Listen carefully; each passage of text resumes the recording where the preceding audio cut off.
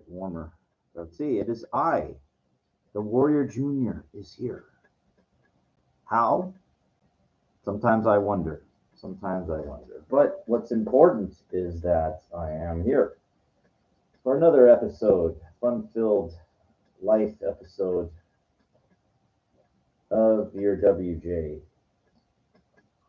I hate to say like the trials and tribulations because that's, makes it sound like, oh man, boy, the drudgery of life, slogging through, trying to amount to anything, trying to move forward when you feel the force, that there's a force being pushing you back,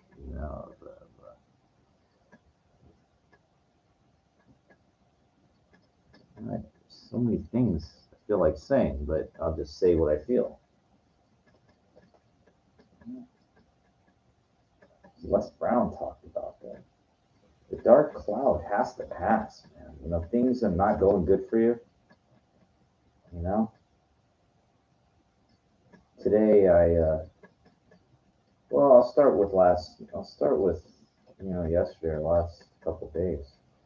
So I sleep on this cot, like I've had this for like a long time.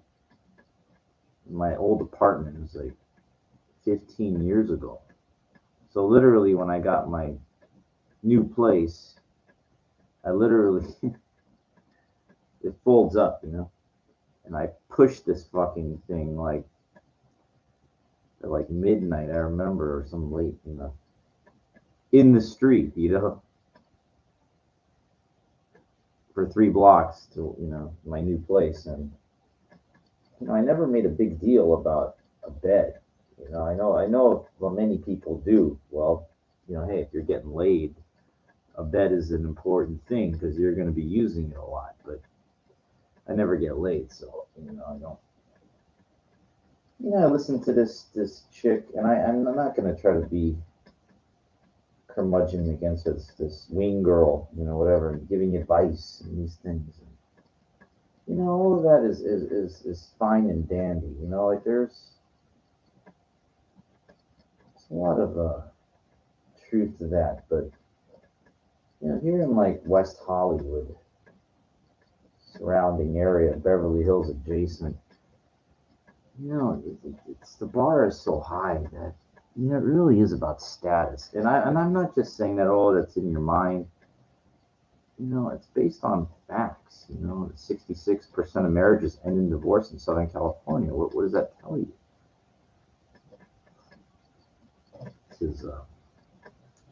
This is the lemon ginger tea tonight. The chai spice is a little too wiry for caffeine with a special ingredient, so it's a little hot. Please bear with me. The Warrior Junior. I will not leave, I promise.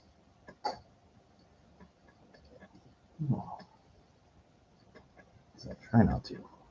I feel like Mr. Rogers, Beautiful day in the neighborhood, won't you be? He's a great guy. He, a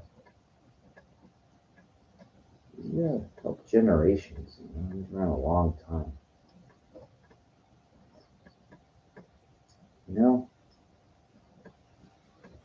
Went to the gym tonight. Went there at high noon. When I mean high noon, not 12 in the afternoon. When I say high noon, it's around 6, 7 p.m., 8. There's fucking all these guys, idiots. And they're just,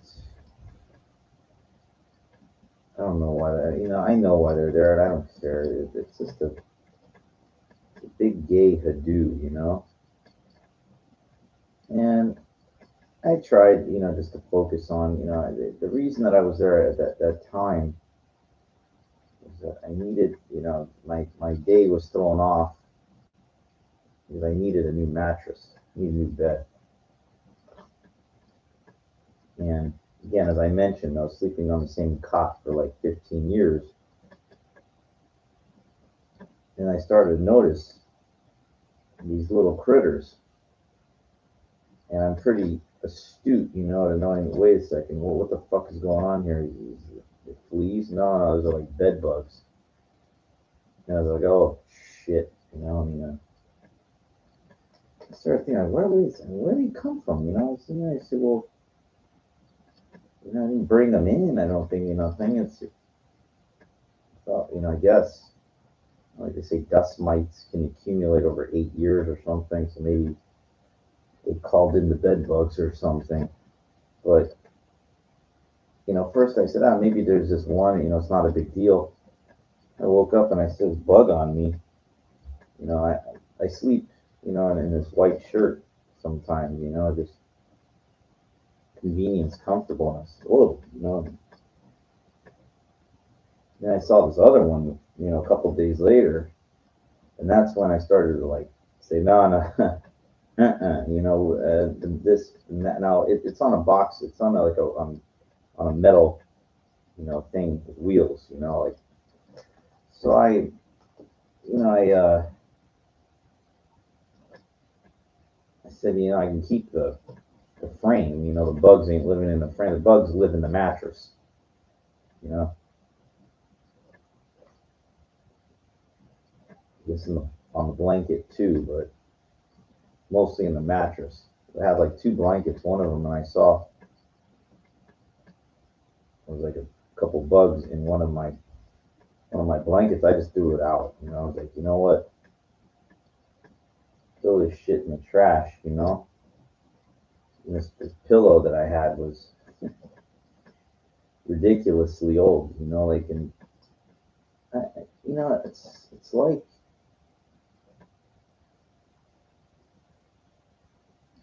I thought, well, hey, I kind of try to be like that warrior mentality. Hey, now sleeping on the floor, that's not good. It's not comfortable, really uncomfortable, and it's also like, you know, if you sleep like on a futon or something, it's bad for your back. You got to get up, when you wake up, and I don't like that. I don't like being. It's the bed thing. I like being, well, you want to be comfortable, right? So I went and I got this mattress today, and it's a little too small.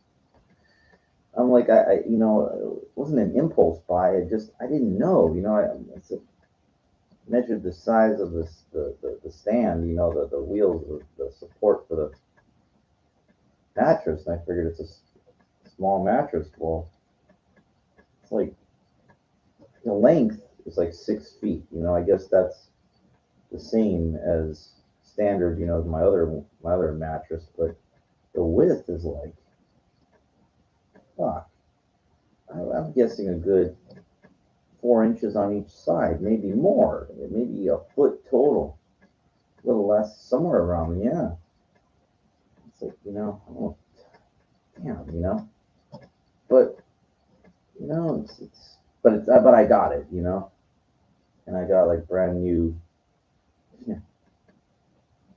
Let me tell you something. If you get anything from this, if your fucking bed has bed bugs, throw the spread, everything. Okay, don't be so cheap. You can buy a bedspread for $10. Cheap if you're, the covering or whatever. Don't don't keep that shit. Okay, throw this shit all out, man, all out. Now the metal frame thing, there's no bugs in there because it's just made out of metal. There, you know. I contemplated getting rid of that too, but it's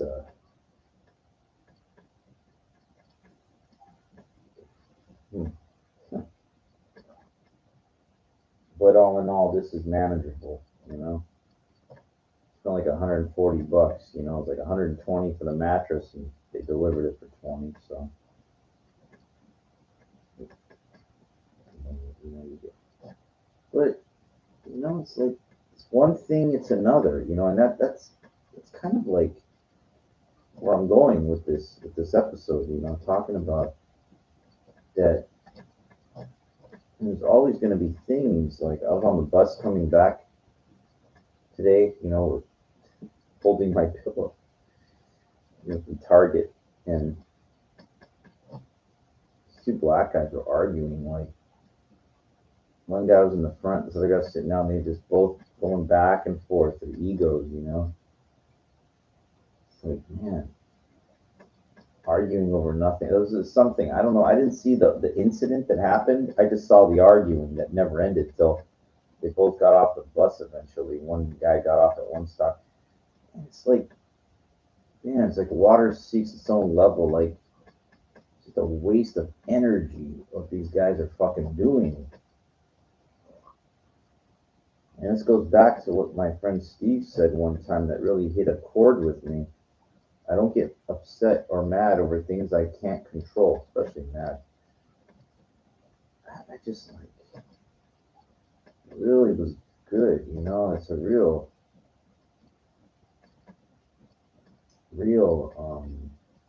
important bit of advice. It sounds so simple, but I challenge you to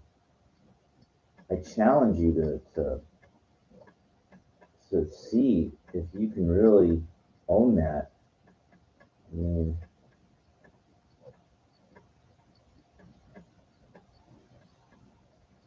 easier said than done, but can be done. It gives you great power not to get riled up over things that are so insignificant, that raise your blood pressure. I know the old saying, the old curmudgeon, this one guy, stand up yourself, be a man, like, I get it, I know it, but there's a difference between standing up for yourself and being a man and somebody's trying to step on you and you getting into worthless arguments trying to illustrate a point. If you want to teach somebody, go to school and get a bachelor degree and get a teaching credential and go get employed in a school or something. Otherwise, for the most part, don't try to teach anybody. People are set in their ways. For the most part. Listen, in my gym, there was this pretty decent looking chick. She was doing her aerobics exercise. She was maybe 7, to 10 feet away from me. What it did was, you have to wear a mask in the gym. Every the PA that keep going on and on, but she didn't have a mask on for the whole time she was there. And I said it to myself, but I said it. I don't think she even heard it. She didn't care. I'm not going to engage these people. It's not worth it. It's not. And I know, believe me, nobody in that gym works out as hard as me. Nobody. Nobody. As far as overall. I was at the gym tonight and yesterday twice. 3 times in 2 days. And I'm talking about moving serious iron around, not fucking around. Deadlift, like, I know it doesn't sound an astronomical amount, deadlift 300 pounds. But that's just not, I'm not. It's considered a decent amount in my gym because I'm in a commercial gym, not a powerlifting gym. And that's just one little thing. I did 100 pull-ups with, not in a row, but over the span of like, whatever, 10, 12 minutes or whatever, using a closed grip bar, closed grip attachment. The ones that usually will attach to like a cable rowing thing. Well, I latch it on to an overhead pull up like a bar because I saw this one guy talking about it, and I was doing sets. I did set of 20, then 15. It really isolates the lats when your hands are that close together and you're pulling up. It's kind of hard. You don't want your head to hit the bar. So it's like, you kind of, but the whole idea is to stay in that range of motion and crank out as many as you can. I could feel it in my lats too. It's kind of interesting. I'm there to work, man. There to work, days that are there. I mean, they're not all the same, but no, for the most, I mean, they're. I don't know. I don't know, you know, and I don't care, you know. It's like respect your fellow gym members, but I ignore that. You know, it's irrelevant to me. I respect them when they're, you know, I see somebody carrying weights. I always let them go first. Even older people, let them go first. You know, just common courtesy. But you know, when you go in there at high noon, you're asking for, you know, like, you know, that all these people, they don't know where they're going, what they're doing. They don't know gym etiquette. You know, and but it's not their fault because there should be a cap, a capacity. In my opinion, there should be only a certain number of people allowed in the gym at one time. It should be that way. There's plenty of space for people to exercise because the benches are anchored down and they're not far from the weight rack, the dumbbell racks. You know, there's no space to walk through. You can't have so many people in a gym, you know, when there's just not enough space. There's plenty of equipment, you know, it's good size, but there's not much the free space in there. It's just not the. I mean, you got these people that are loafing around. They're loafing, you know. I watch this cat loaf on YouTube. They're sitting around. They're on their phone. I watch. There's like 4 lap pull down machines. This one guy just sitting there on his phone, and I'm waiting for anyone to open up. Anyone, so I get on finally, and somebody got up, and I'm like, see, I'm going, these fucking clowns. I mean, you know, no offense, but you're just like there for the wrong reasons. You're not there to forge a body like through work. You know, you're there to fuck around, and that's what these people are. They're just there to try to build an aesthetic, you know, kind of shape. You know, but they're not there to gut grind like I do sometimes, most times. What's the difference? The difference is like I call it like this. You know they're doing what I call pretty exercises, pretty, you know, to try to get some shape and their shoulders separate. That ain't gonna put any meat on the bones, really. It doesn't. You know, it's like what Dorian Yates did was like fucking gut grinding. It builds that thickness, that density that Ronnie Coleman did.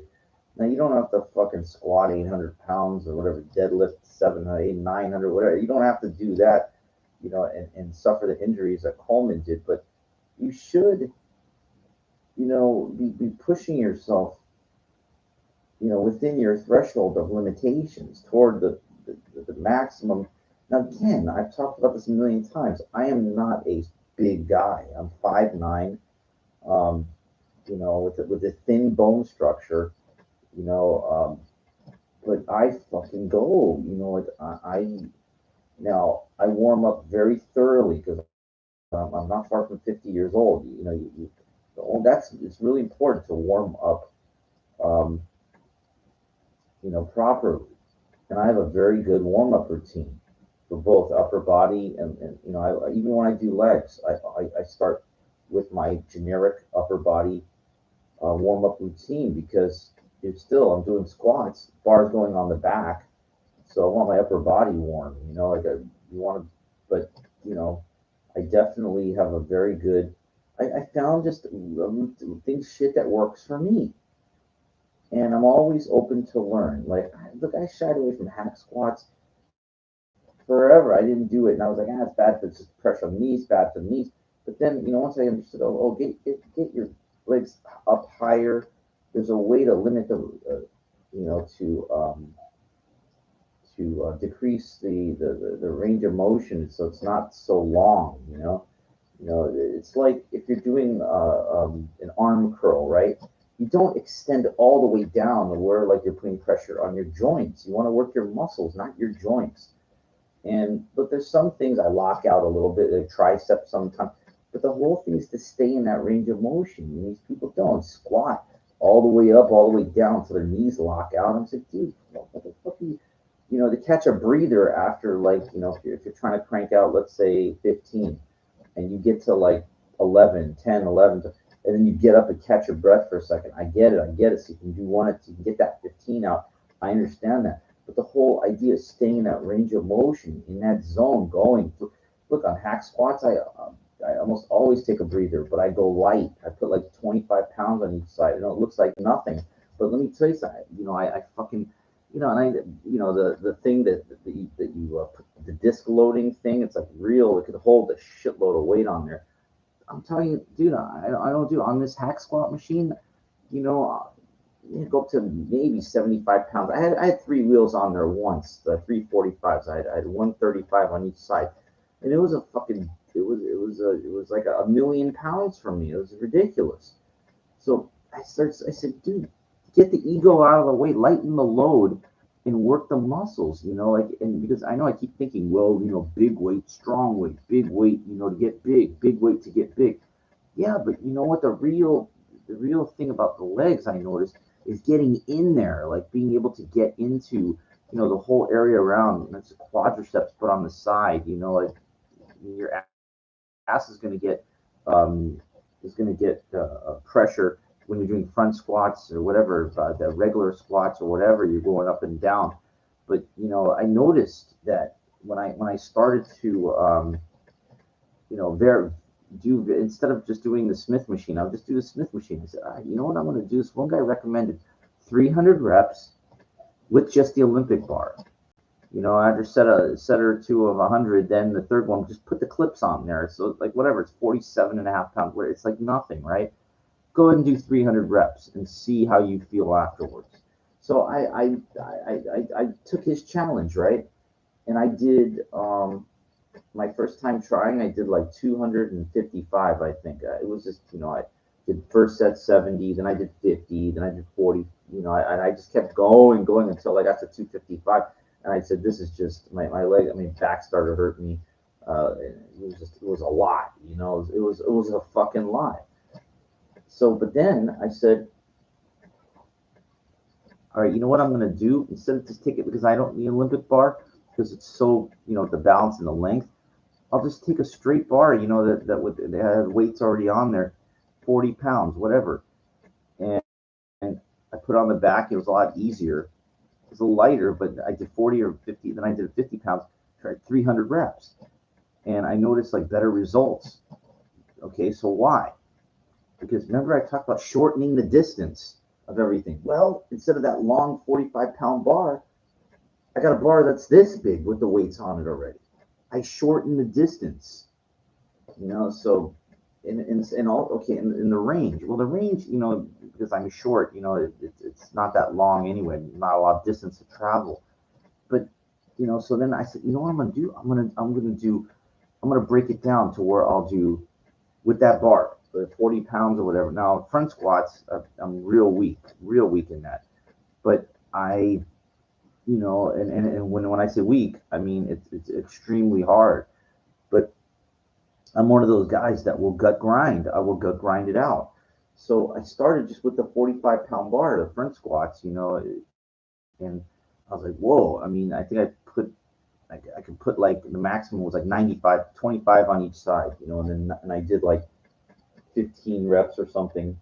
And I said, you know what I'm going to do? I'm going to take the 30 pounds, like the bar, short bar, and I'm just gonna fucking do, like I did with the regular squat. So I'm gonna crank out like 150 of them, or 200, and then I'm gonna put a little more weight and just do the back squat. It's like whoa. So then I started looking at my legs, it's starting to get fucking big. Like they're not just big, but I'm noticing like the detail. I'm noticing the separation. I'm noticing like all the parts of the quadriceps. Even up higher toward toward my waist, like where the top of the leg starts. I know I don't I should know the scientific terms and the knees, but I know the quads, I know the hams, I know calves, the but I don't know the scientific, the Dave Palumbo says you should know, you should know the difference, what they're called, the different areas and stuff.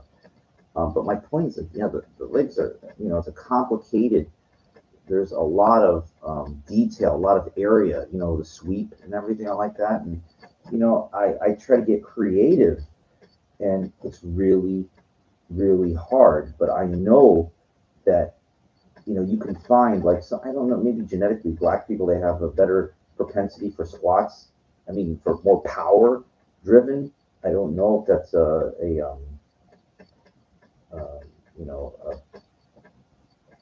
you know, what do you call it? Like a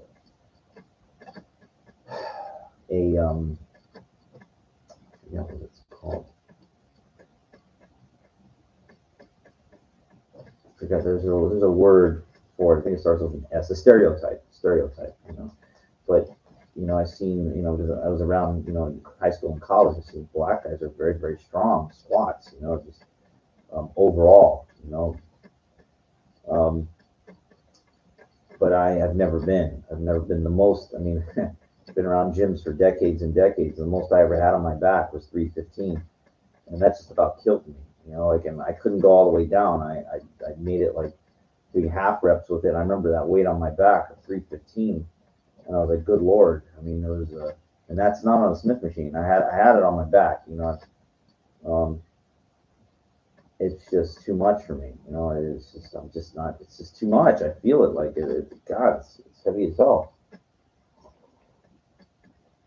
Um, but for some reason, like the deadlift, like a one rep, like I can fucking, I can psych myself up and I can lift it. I can lift the 315 in deadlift. Um, well, of course, you can always deadlift more than you can squat, but again, for somebody that's just not powerful, like I'm not built for power, um, it's not bad. It's not bad. Of course, I like to get to like 405. Ideally, like 500 would be great, but I could just say, just being able to get up like a 405 deadlift would be really, really good. Would be really something. I'm just, it's something that's just, you know, it, I'm not a power lifter, but I do try to, like Mike O'Hearn talks about that, the power bodybuilding, and that thickness, that density, that can't be built through aesthetic, lightweight, lightweight baby exercises. You might think because you're getting a good pump maybe in something, but you're no, like that thickness that that that that comes from like really gut grinding hard ass fucking you know power lifting. It's just it's hard. A lot of people just don't want to do it for whatever reason. They don't want to. I know why. There's two reasons. Number one, they got this paranoia because they saw it happen to Ronnie Coleman. They think it's going to happen to them. I go, dude, you're not Ronnie Coleman. Man. You know what? These people in my gym, they they see and they hear these things and they think, oh God, that could happen to me, kind of thing. Dude, you have no idea. What that guy is, and you have no fucking. Most people just have no clue. The second biggest reason is they're scared to fail and they're scared of to be embarrassed. Like because they're not as strong as their bodies, maybe perceived to be. Like a lot of these guys, they take an anabolic, and they can blow up, and that's all they can bench is 185. And they're way bigger than me. They can't even do 225, not even for maybe maybe one rep or something. And they know that like people would watch, because they're big, and say that's it, be laughing, and they just don't want to. They know, well, that's I don't want anybody to know how strong I am. Well, dude, you ain't. Your ego is the problem. It's like people, their egos. Look, I've done exercises where you know, and I've struggled, trying to lift something, and you know, I know what people are thinking. Someone's like, wow, this guy's that's all he can do. Like I'm talking regular squats. I think I got up to like, I'm not as strong as I used to be, but I'm more knowledgeable and um, than I used to be. So, I noticed like way better results in my legs than I've ever had because what I do, I go back and forth between um, what I consider relative light for a shitload of reps, and then my other leg workout will be my moderate to kind of heavy, But again, I'm not strong anyway. So, for me, even 135, like for reps, it's a lot. Like I know it sounds like nothing, but it's just when you're set after like it's a lot. You crank out so many. Because I noticed just trying to hit a couple reps, I wasn't really getting really good results. Now on this death machine, there's like this squat. I think Dexter Jackson calls it the death machine. Call it. I've gone up to 5 wheels on that on each side. I mean, I remember the whole gym would hear me and I never done that since. I go up to about maybe 2.5, maybe close to 3 wheels and try to crank out reps, and it's hard. Like what I want is enough volume. I don't care. Like the weights, that's the problem. Everybody's looking, you ain't squatting, you can't do nothing. I care about, getting into the deep muscle fibers so they'll grow. Now, it's a catch-22 because you think, well, if I'm just, lifting real light, that's more aesthetics. The legs, it's a little tricky. It's a little different. You've got to kind of figure out what's going on in there. Like it's a lot of genetic predisposition. If you're taller, you're not going to get like propensity depending on your bone structure that legs are not going to grow like they would for a shorter person. Like look at Tom Platz. I mean, of course, the steroids, but still, I mean, but the guy knew what the fuck he was doing. But the guy like what was it? That passed away, Dr. Fred Hatfield. He had a squat off with Tom Platz back in the day. Fucking Fred Hatfield could squat 1,000 pounds. It was a world record, but he had like really thin, small legs. I think that's what I heard. So how but again, Platz could do more reps. With like 405 on there or 315. I forget what it was, but he won with that. But Hatfield could squat more. Overall, Platz even claims he had 1,000 pounds on his back one time and it nearly killed him. He said he didn't. I don't think he squatted it, but he had it on his back. Yeah.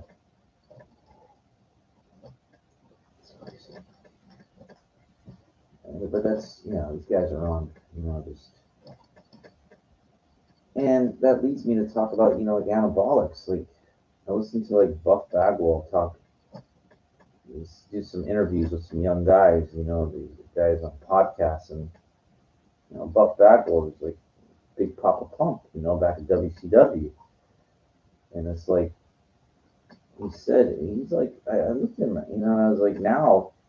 He doesn't look like nothing now. He doesn't, But again, you look at somebody on a, on a camera, on like this, and your clothes can be deceiving. Like, if I, first off, you can't really tell how big somebody is because I've seen what's his name, Ryback on the right, and I know that guy goes about 300, and it's like you don't look that big, just sitting there or something like that. But let me tell you. If you are sitting right next to him or standing right next and the guy stands up, you will see all 300 pounds of it. It's like, I remember these guys, look at Bubba Ray Dudley. That's 300 fucking pounds, man. I remember Mick Foley walked by me at the Manhattan Hilton in WrestleMania 20. He was busy, he was going. And my friend, he walked right by. I go, my God, that guy's fucking huge. Now, he's not built, but he's just a massive human being. I mean, he was like, God, I think they bill him at 6'1" or 6'2", but he's 300. He definitely is. It was a big fuck. I was like, whoa,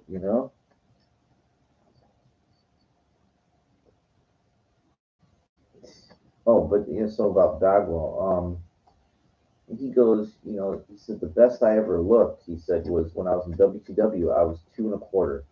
I was 225. And he was like real, like fucking jacked. And he said his chest, he had a big Papa Pump beat on that. But overall, big Papa Pump at the back and his arms, like that's this offsets, Big Papa Pump is his arms. And he said Big Papa Pump never did legs, never. never did fucking legs, and I would see him come out and fucking in rest tight, the spandex, the shorts, not in the singlet, but just, and his legs were pretty fucking good. It's like the guy never did legs. Well, because if you're shooting the gear in your ass, and where is that going? It's going everywhere, but your ass is part of your legs. So if you're pushing the dart in there, the pin, it's like I guess he really didn't have to, really do any hard leg work, to get results. It's an incredible thing, the gear. It's just, and it really pisses me off sometimes when I think about it because here I've never shot, you know, um, I've never pushed a pin. I guess, if you would call SARMs or Andro, if you would call that like real steroids, I wouldn't. They're pro hormones, they're not anywhere near anything like Dianabol, real like any of this Stan tabs or any of this real fucking Anadrol 50 or whatever the fucking strong ass Anavar. There's no way it's nothing because the stuff I've taken, I've never blown up from it. I've never had huge gains in weight. Like anything substantial, like a couple pounds maybe. But I've been eating as much as I can anyway, training as hard as I could anyway. So like, if I get a little something off of it, like I mean, it's maybe psychologically, maybe stuff I'm taking, but it's the amount of like I could tell you exactly what I'm taking, and there's no, there's nothing like that blown up kind of like fullness that these guys look like. It's nothing. I'm nothing compared. I mean, I'm like last time I weighed myself, I was 177. A couple days ago, and again, I'm like 5'9", so it, it's no 230s, no 220s, not even nothing. Like it's just you know, it's like for me, just trying to get to 200, that would be, and that's well, 200 nothing. Yeah, well, it's really really hard if your genetic predisposition does not, you know. Listen, man. Again, I'm almost 50. I've never been there. Like I've been up to 188 a couple times. The first time how I got there was, and again, I was less educated than I am now, and I wound up having kidney stone surgery because I overloaded, with I was drinking those EAS Myoplex, the protein powder shakes in milk like it was going out of style. I was crazy. No, I was drinking gallons and gallons, and then in the powders every minute I was going, and I did get up to like 188, and then all of a sudden I couldn't fucking walk. I had to go to the hospital, and they had to have kidney stone surgery. The stones were so big that they had to be blasted. So I don't want that ever again. I mean, it was. I don't mind being big. Just the overdoing it with the milk and the protein powder was insane. It was insane. So I learned, from that. Um, so it's like it's hard. I know all that eating. I know. What you do is, if you have a propensity for kidney stones like I do, what you do is you get like I take the um, an RTD, not the bus. It's an old school joke if you know what that is. Before Metro, they call it the Rapid Transit District, but no, they're ready to drink.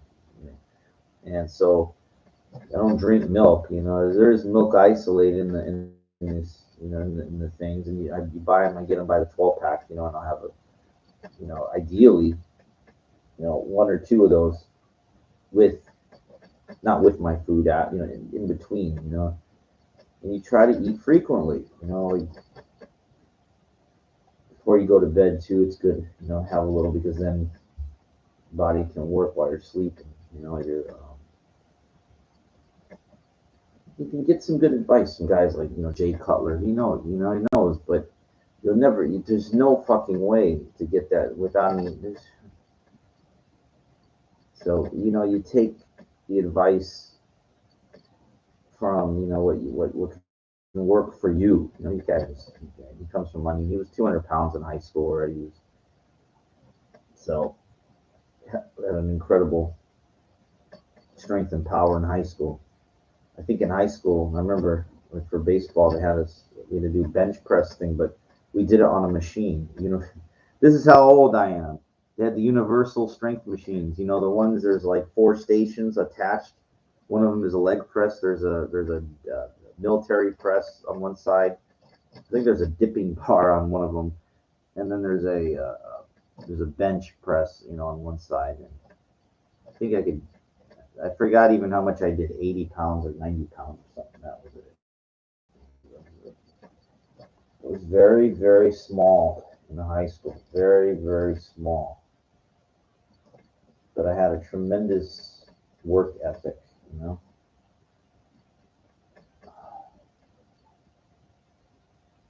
was like 111 pounds, I think.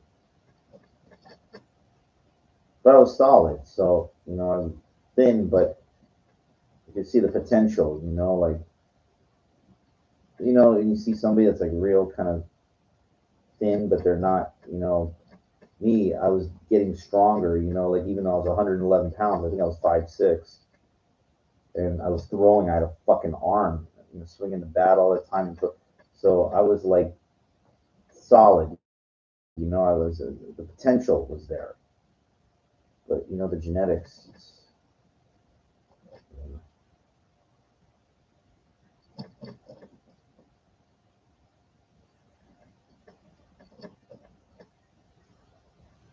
just, it was kind of like, you get these dreams, whatever it is. I mean, maybe you can ask yourself, like, things that you wanted to do in your life, and now it's just too late. Or maybe just, even if you wanted to be something, but it just wasn't practical. Like you tried and you tried, but I wanted to be a baseball player more than you can possibly imagine, okay? More than you can imagine. Swinging the bat 500 times a night, every night. 500 times. It's outside practice. It's crazy. But, you know, I didn't have, I didn't have the real overall talent. Like I couldn't hit. I wore glasses. I couldn't. In a batting cage, I guess I could hit, but I was like scared I get hit by the ball. Guys are throwing, these guys throwing in the high 80s, and you get hit in the face by a baseball. I was scared. I don't know.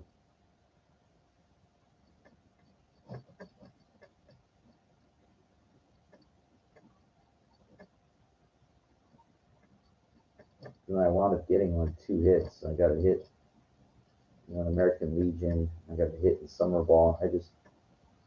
You know, it's like you could have the heart, but you don't have, look, this guy Blaze Jordan or whatever is like 15 years old during batting practice. He had ball 500 feet. I'm not exaggerating. It's documented at a major league tryout camp. He's 15 years old. He hit a baseball 500 feet during batting practice. I think the last guy to do that was like Bryce Harper or something. Now this kid is like in the Boston Red Sox in the farm system right now. He's like 17. That's a prospect. That's somebody. That wasn't a fucking prospect.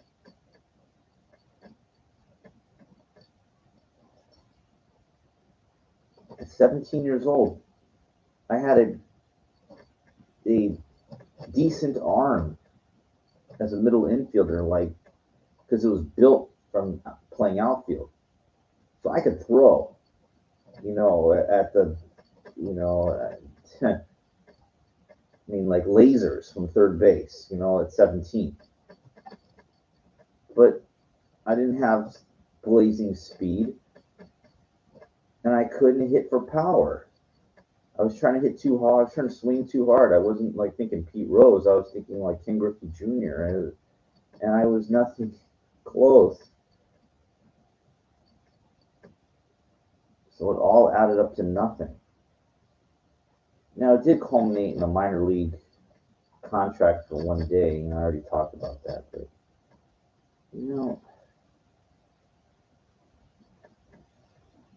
it took till 31 years old. I was 31 when I was able to, and I knew it. I knew it was just I was in great great shape. It's comparable now, but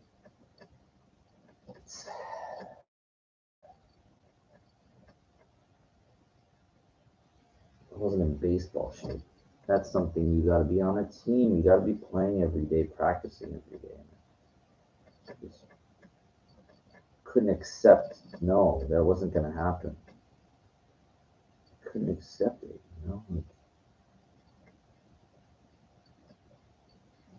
and I never talk about it because it's pointless. It's like those people that live in the past. Unless you're learning something from it, it's kind of like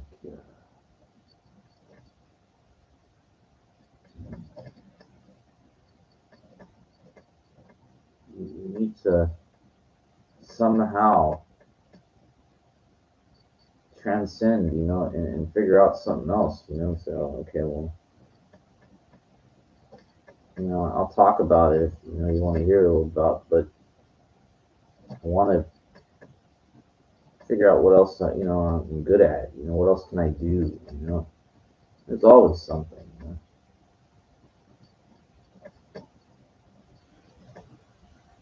But I struggle with that. I struggle with. So I guess the only thing like with the working out is something that I started such a long time ago, on and off. But it's a positive. I look at it like a positive addiction because I'm like compulsive by nature, the way that I'm wired. Like I just am. So it keeps me away from gambling. It keeps me away from drinking. And, that. But sometimes I get like agitated because I say, man, well, I'm not drinking or gambling. How come I don't have a lot of money? How come I don't have? Well, that's something that you know I don't have the answer. I don't know. I guess I have like survival money and stuff, but it's frustrating, and want all the good things in life, and you're like, man, why can't I have that? What did I do wrong? So this, kind of leads to the culmination of this topic that you could be going down a road, going the wrong way for a very long time. And you could just continue going the wrong way. I think I told you about this. My friend John, that he helped me. Like I I wanted to go to a dance in Irvine. And I got off the bus. I was in Santa Ana. I got off the bus. I remember I was on MacArthur, and I forget the street. And I wound up going the wrong way. If I would have went left or straight down, continued down the street I was on, I forget which street I was on, it would have got me there within 20 minutes. But instead, I went the wrong way on MacArthur, which turns in like, I forget, Calvert or something, so it goes to like Huntington Beach. And I walked like 3 miles out of the way. I was so sure. I said, I'm going the right way. I'm going, and I see there's no planes. I was like, where the fuck am I going? And once I got about 3 miles, more than 3 miles out of the way, I wound up getting correct directions from my friend, and I walked all the way back. He goes, "You were right there. That's all you had to do was go down. You would have been there in 20 minutes." Instead, I walked. It took me 3.5 hours to make up for the distance that I I fucked up. And so I want you to remember that story because you could be going down the wrong way in life, in a very long way. Okay. I played cards for over 20 years. Over. I really thought I was going to be a professional poker player. I really did. But I went down the wrong way. The way that I'm wired, it doesn't work for me. It doesn't work for me. Too compulsive by nature. So, you know, I guess it's better to realize that you're so far in the wrong direction that I could turn around and walk all the way back. And it might seem like, my God, it's going to take you forever to get back, but it's for me, it's the right way. It was the right way. Um, it's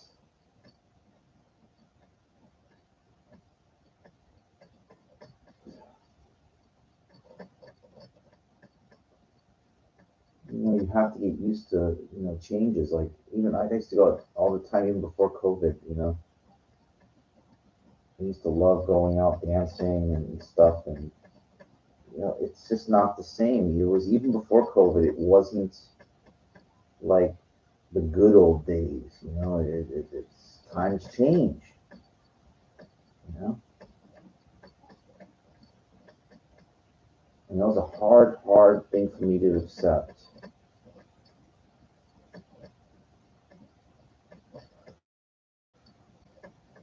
Yeah, I thought I was going to be this. I thought I was going to be that. It's wow. Almost everything that I did, I got like a little bit of something kind of to walk away with. Almost everything. Put a lot of time into playing pool, billiards, pool. I actually played in the national championship 8 ball, tournament in Vegas at the Riviera.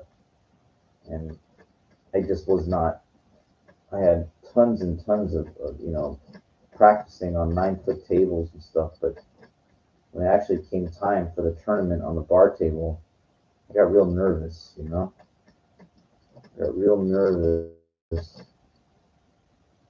and that cost me. Like I didn't even got knocked out. In the first round. I was kind of up, when I started, but these are real good bar pool players, really, really strong. The national championship, of course, it's going to be.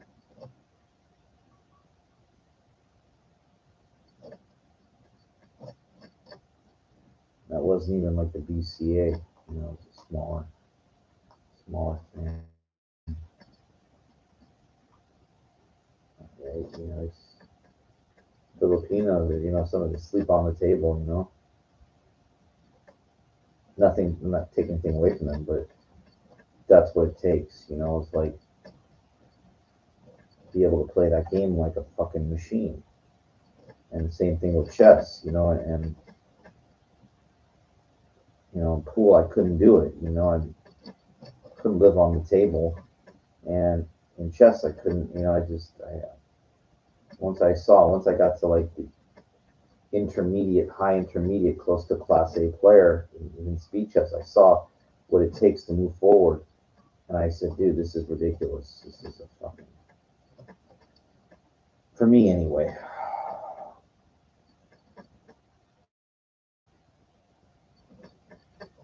So you learn the on your own. You see what works for you and what doesn't work for you.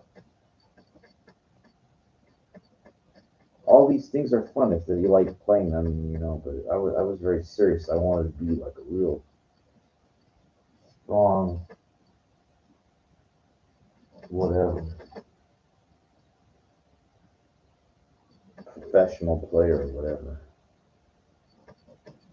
So that's that. No, it's sometimes, you're grinding something that doesn't show a lot of potential anyway. Sometimes, you just got to remind yourself the long haul.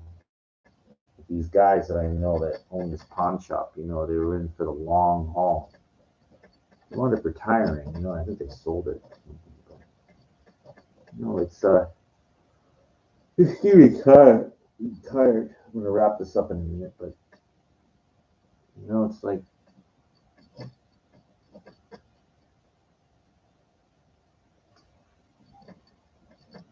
man, you just don't want to have that regret in life. So just say, damn, fuck, maybe I should have done this or I should have done that. I tried. I tried to get into the National Guard when I was younger because they had like a college first program where they would send you to OCS if you had like 3 years, if you were a senior in university, you run for your bachelor degree. And then you pass the OCS, you get through it and they commission you as like a second lieutenant, as a army officer. And then you go back to college, you get your bachelor degree. Or I think you get your degree first, then they commission you. But you're not like, it's a college first, I kind of like that, And then when, I was interested, and then I went and an order came down from like the Department of the Army.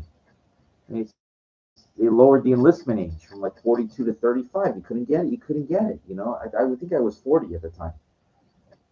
And I've always been, in good shape. I always keep myself. That's one thing I'm pretty consistent with. And that was it. That was over, So that was the last. But you know what? Even at that age, it was already too late. I was kind of fooling myself. I said, I may get into this kind of thing. And look, man, 40 years old, non-prior, with no prior. It was the same thing when I was like 30 years old trying to play in the minor leagues. He said, you don't have no pro experience? I said, well, I've tried out with all these minor league teams. That doesn't count. You're not a prospect. You never played. And I tried to use a logic. Well, nobody signed me. I said, well, there's a reason why. Like I remember, like I think it was in '99 or 2000, I flew to Reno for a minor league independent tryout, and I was jacked. I was like, bigger than this, and I hit a fucking ball. They put me in there for batting practice. I hit a fucking ball dead center, 400 feet. I know I fucking hit that ball 400 feet, damn near close. And they were recording, people out there, and I was like, dude, these people are gonna come up to me. They're gonna fucking sign me to their team. And at the end of the trial, they go, we're not signing anybody today. He goes,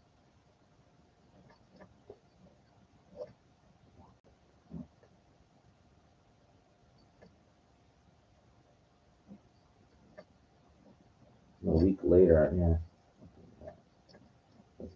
that was around 2000. I was 27, 26, 27,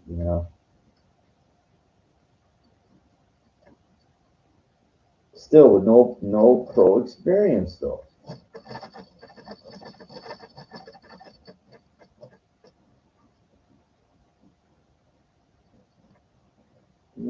It's okay though.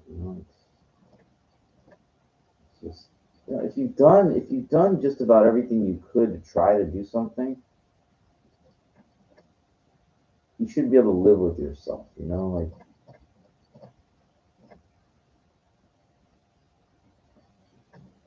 if it's out of your hands, you don't decide. It's out of your hands. If you wanted to be in the WWE and they just can't use you, then it's out of your hands. Out of your hands. You know how many dance auditions I went to? They couldn't use me for whatever reason. I did get on 5 shows. 3 of them were small, they're minor. 2 of them were big. one of those two didn't, it was a on season one premiere, so you think you can dance, but it didn't lead to anything. They got me out of there quick. And then the highlight of my dance life was Dance Fever in 2003. I was 29 years old. They called me up after I went through two auditions, and then they called me up, and after the second, they sent me home. After the second audition, they said, "Thank you very much, but it's not going to happen." And then they called me up, and they said we had stage judges. They were just trying to test me emotionally to see how I was going to react. And they never saw me angry on camera. I was pissed off at a block away when I was changing into my clothes. I was irate, but they never saw that. So they flew me to Vegas. It was a highlight of my dance. 29 years old, but I got dusted as a semifinalist. I got blown away by B-Boy Crumbs. So it was actually, it wasn't him that beat me. It was just the other contestants. I was trying to do too much, like at that point, and you know, it was just at that point, at that age, I could, like I still was young, When you're young, you can run around, you can try this, try that, Oh, that's okay. Let me get back into that. I can do that. I'm young, they can do it. But as you get older, you kind of like saying, dude, we're just, no offense, but it's like you are too old for a lot of things. I guess the smartest thing I did was go back to school. That's something you could do, I guess, at any age. But the drawback of that is like those degrees are not going to guarantee you. They're not going to guarantee you anything. I know I have four of them. They're good to have, but they're not as powerful as I thought. I thought a master's degree is like you could go work at any community college you want. It's true, but they want experience, and it's like, and how are you supposed to get experience if they won't hire you? I said per diem, work pro bono, you work for free, right? Yeah, that's great. Intern. That's like, you know, what? Part of me doesn't even want to fucking do it anyway. So, I went to school as more of a personal accomplishment. I like to say, because I remember the effort I put forth to get my associates and my bachelor's and my master's and then my specialist degree. It was just a lot. And now, like, I'm in this doctor program. I've kind of like, now that I see that these doctors, it's not a big deal. It's not. So it's hard sometimes to stay in it, but yeah, I have to. I don't, if I don't, I don't give up something unless I got something really better going on. I don't see the point. So anyway, enough of this rambling. I can keep going on and on and on and on and on and on and on and on. So we will continue this. I hope that